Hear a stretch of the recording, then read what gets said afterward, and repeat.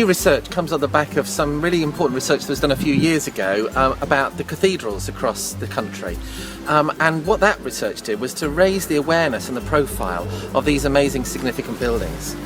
But alongside the hundreds and hundreds of local parish churches up and down the country, there are another group of churches, greater churches, larger churches, all got sorts of different names, but they're ones with real historical importance, some social or local distinctive mission and ministry, which kind of often fall between the two stools of cathedrals and the parish church.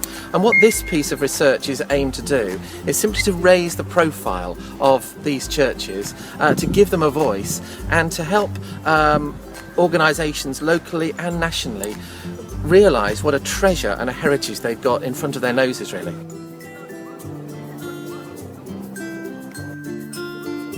Romsey Abbey is open 365 days a year. It is staffed by a group of volunteer welcomers, and they host the 40 to 50,000 visitors a year. But at the heart of it, we are the parish church for the town of Romsey. And so we have over 20 services a week, and they cater for different worshipping communities, and we have around about 350 regular worshippers each Sunday. The history of Romsey Abbey is that it goes back, it was a Benedictine convent, and it was founded over 1,000 years ago, and so that heartbeat of prayer and worship is at the heart of what we do. But because this building was saved by the town and it wasn't destroyed in the dissolution of the monasteries, actually we are very much at the heart of the community. We do have our kind of famous bits, if you like, in the Abbey, and one of the most famous is that Lord Mountbatten is buried here. Broadlands, his home, and the connection between the royal family and Broadlands was very strong. So he's remembered here, and we remember him here every year on the anniversary of his assassination. One of the most significant areas that we in Romsey are involved with is working in mental health.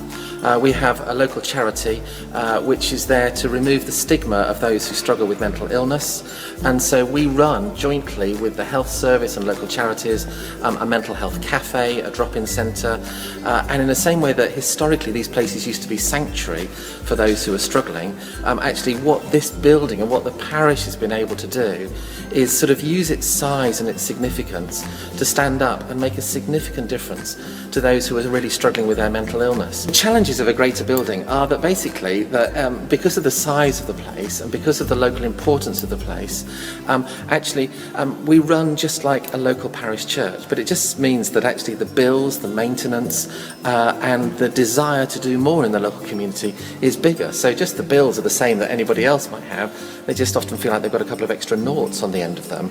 Well, one of the things about being a vicar of a place like this is that actually my primary role is a pastoral role to care for and nurture and to grow a local congregation in their faith and in witness local community.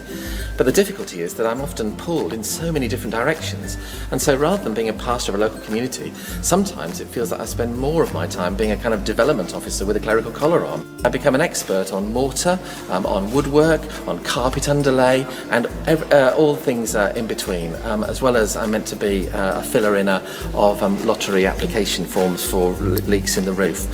So you end up becoming a sort of jack of all trades and try and become master of at least one or two of them.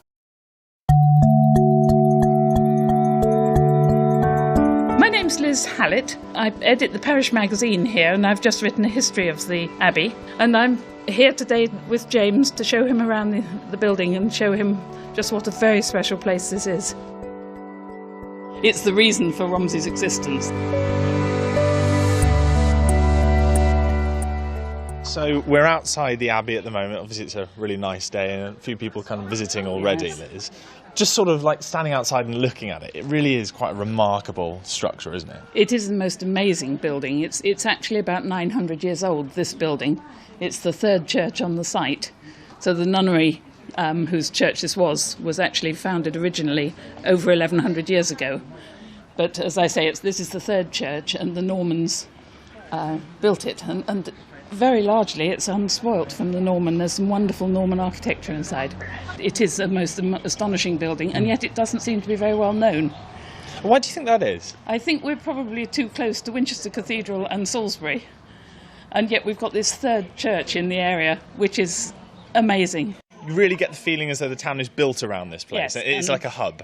Yes, and it was so. Let's take a little walk around the building then, and just sort of have a little look at what we can see, and it just looks so ornate and so old, and you don't look at it and you think, oh, that's a tatty job. You look at it and it's just wow. Absolutely, and especially inside.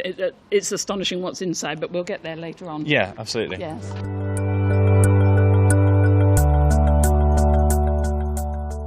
I'm just looking out on this lovely flat meadow of grass. Yeah.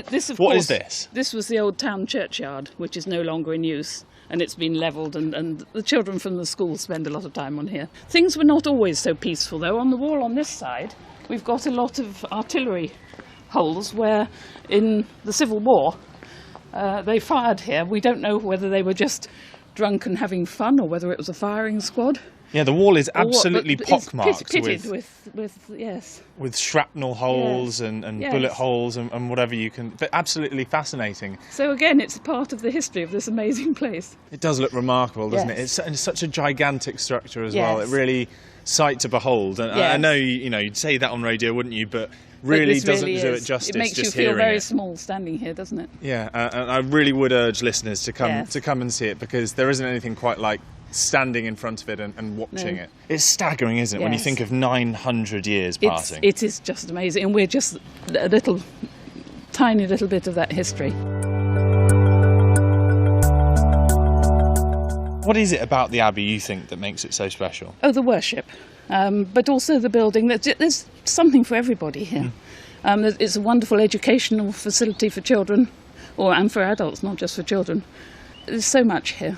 So where are we going now, Liz? Right, we're coming just around the corner now to one of our very special artefacts. This is part of the old Saxon church, and it's a huge stone crucifix, a rood as they call them, almost life-size, and it's Christ ruling triumphant from the cross. He's not writhing in agony. It's typical Saxon style of crucifix.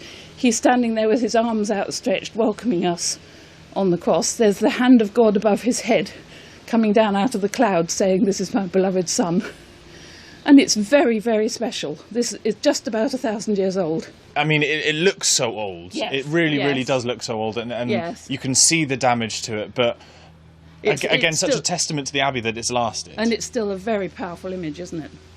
Because despite the etchings on the face look a little bit sort of scarred, but you really still can make out the image of Christ. Absolutely, absolutely.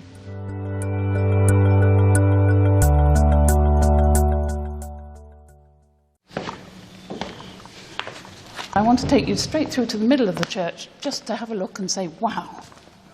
I always say to visitors, it's just such an amazing building. Really is breathtaking, isn't it? Yes, with these arches upon arches upon arches. I mean, it's magnificent from the outside, but when you come inside and you really see quite how large it is, it's remarkable. For a parish church, it's quite a size, isn't it? It's larger than some of the smaller cathedrals. But at the same time, it's lovely that it is just such an open space that people are entitled to just come into. Absolutely. It's the parish church. It's here for everybody, and everybody's welcome.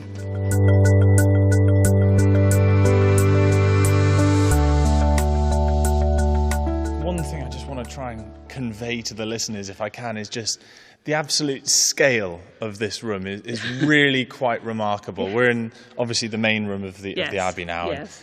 The echo, the sound, the acoustics, it's just, there's so much reverberation, there's so much echo. It really is quite a gigantic space and so ornate as well. And I really would encourage people to come and have a look at it, because, as I said before, it's not until you see it that you quite appreciate it or you can understand what we're talking about. That's right. It's marvellous on the outside, but inside is just it's even more magical, really, isn't it? And there's been worship here every day for 900 years. And there's something of that atmosphere in the place, I think. There's so much history. Yes, yes. Look at these pillars, aren't they just amazing? Oh, they're so enormous. Yes. It's the only word for it. It really is. Just trying to imagine people 900 years ago without technology, without tractors, without cranes, putting these together. Having just the concept of putting a building like this together when they were living in little shacks themselves. Now we're moving into what we call the south transept. The church is built basically in the shape of a cross, and so we're in the arm of the cross, if you like, on the south side. And this is where Lord Mountbatten is buried, and this, of course, is something that's very special for this church. And very poignant as well, given Yes. Prince Charles's recent visit to Ireland. Yes, yes. He does apparently pop in here every now and again, just to spend a bit of time here. But there's Lord Mountbatten. Yeah, so we're just looking at the gigantic stone slab on the floor, and it says, Admiral of the Fleet, Earl Mountbatten of Burma, 1900 to 1979, in honour bound. And it really is quite sort of staggering looking at it now, isn't it? And another very interesting thing about it is that in churches you always lay the gravestones facing east-west, and if you look at all the others on the floor, they're facing that. But Lord Mountbatten's is facing north-south, and there's a reason for that, and he particularly asked that it should be done like this. His wife Edwina was buried at sea off Spithead, and he asked that he could be laid in here facing the sea, facing Spithead. So he is the only tomb in the abbey which is facing north-south, and I think that's a nice little story. One thing I'm noticing as I'm walking around is just how well it's kept and how crisp everything is and how clean everything is, and also how welcoming, because that's a very important factor. It's a very important thing, but I'll tell the verger that you appreciate the cleanliness.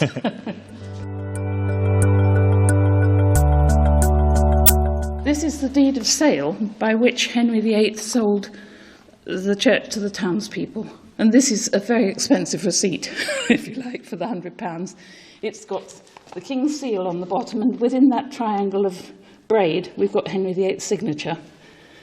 And in the letter H at the top, there's a figure that is almost certainly Henry VIII sitting. That is absolutely fascinating. And it's the original. How cold do you think it would have been in here in the winters? Icy cold, with drafts everywhere. And that went on really until we put the central heating system in, in the last 50 years or so. We're now in the part of the abbey where the best carving is, and you just look all around you here and we've got this amazing Norman carving. And it's lasted so well. Yes, and it's just overpowering here, really. So we're going towards the west end of the abbey now, and this is sort of the bottom of the cross, if you think of it that way. That's right. And here on the wall, across the bottom, underneath the enormous window, are all the monuments to Lord Palmerston. And it really is an enormous window, isn't it? It is an enormous window, yes. There is a lot to see. There Yes. really is a lot to see. You can't take it all in one visit, actually. I mean, after nearly 20 years, I'm still finding things on an almost daily basis. I'm finding new things. It is just the most amazing place. So what would you say to people is wanting or thinking about coming to visit the abbey? Don't wait. Just come to the abbey, come and visit us, and come back again over and over.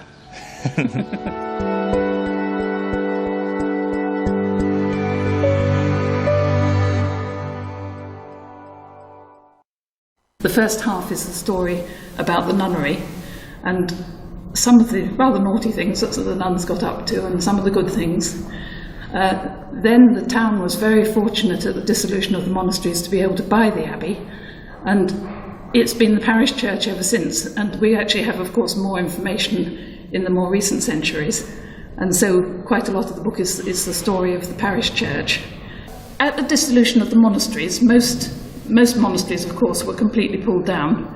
The people of Romsey were able to save this abbey church, although the monastery buildings were lost, because they were already worshipping in part of the abbey, and so it was their parish church. And so eventually they were permitted to purchase the abbey for £100, which was a lot of money in those days, and it's been the parish church ever since. So they then acquired the entire building. We have the deed of sale. It has Henry VIII's signature at the bottom, and in the first initial letter, H, there's what's almost certainly a picture of Henry VIII sitting on a chair within the round section of the H.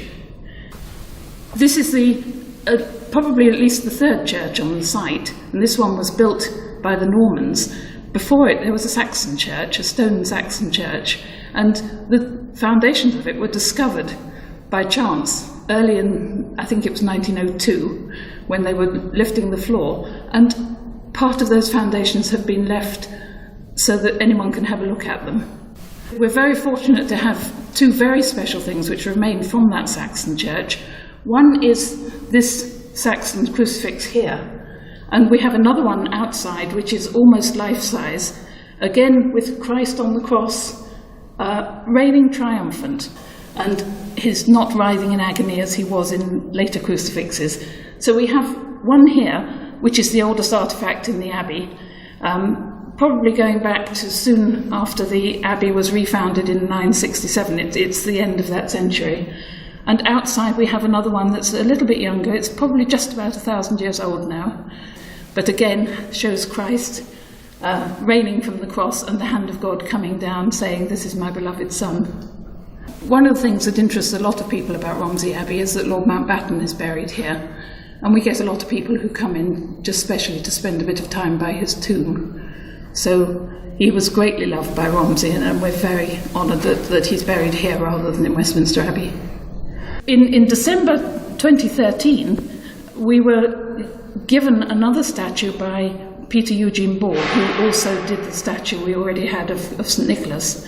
And this one is another modern crucifix, purposely designed to be the modern equivalent of these Saxon ones. It's Christ reigning triumphant on the cross in very modern format, but in the opposite apse at the east end of the church, so they balance each other.